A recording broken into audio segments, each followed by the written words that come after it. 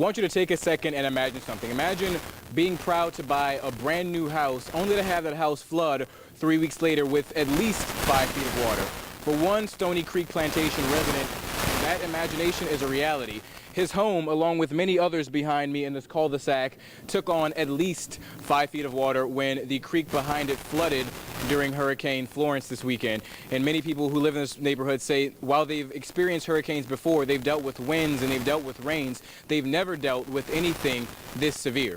Yeah, flooding is still very much a big issue in North Carolina, especially here in Leland. If you take a look over here on this overpass, you can see where some cars have been flooded. There's a red car over there. There's another car that had been trying to make it through the water where those people have been wading through. Police say that the issue comes from some localized flooding. Now, as rivers continue to rise, as the rain just keeps on relentlessly pouring down here in North Carolina. Yeah, guys, I'm in downtown Wilmington, where one of the first distribution centers has finally opened up in the days following Hurricane Florence. Now, people are able to walk up, bike up, or drive up in their cars, bicycles, or whatever means of transportation they have to get as many supplies as they need, whether it's water, whether it's MREs, whether it's tarps. As businesses begin to reopen in North Carolina, here in Riegelwood, North Carolina, it's a town about 40 minutes outside of Wilmington, this medical center just began running on generator power today. Now, it's been a few days since people in this town have been without insulin and other prescriptions that they've been needing. It's a walk-in clinic, and the doctor sees these patients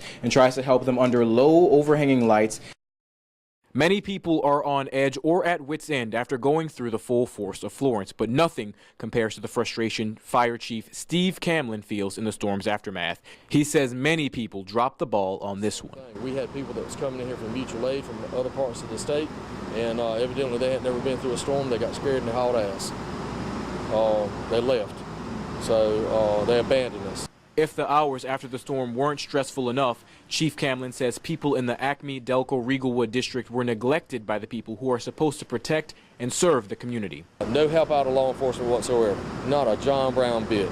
If the lights was on in Whiteville and they were getting ready to cut off, they were going back to Whiteville before the street lights came on. It's like they couldn't be down here.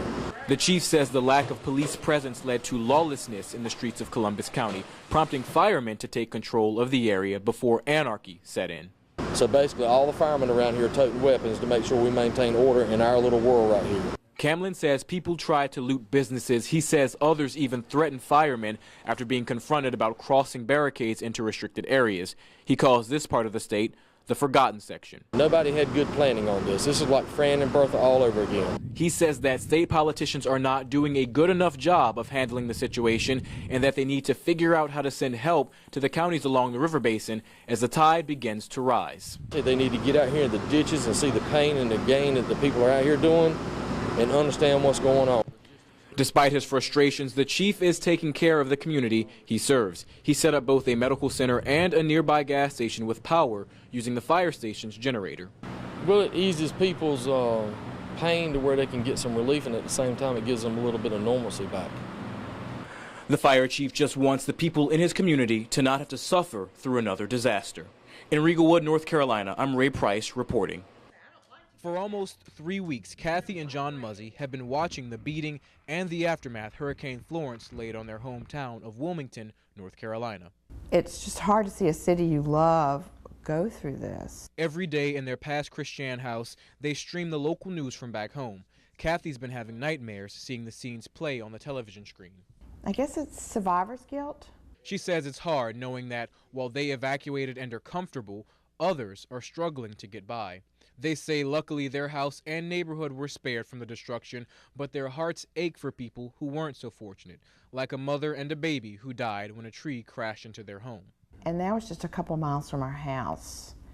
And that really hit home. It just broke my heart. Staying in touch with their friends and their neighbors, they decided to open their home as a refuge for people to find some relief. Almost 800 miles away, they say it's the least they can do. They came, did laundry, they spent the night, you know, everything. Have to do that.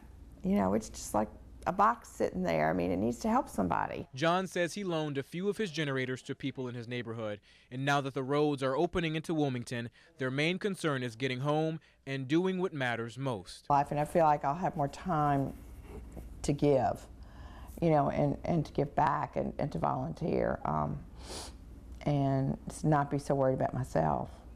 In Pass Christian, Ray Price, WLOX News Now.